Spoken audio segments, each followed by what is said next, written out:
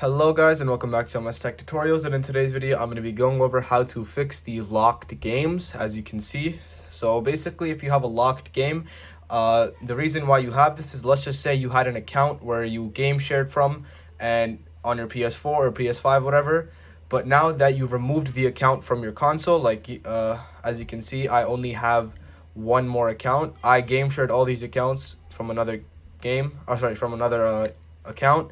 But as you can see, now I only have one account, which is my main one. This one obviously doesn't count.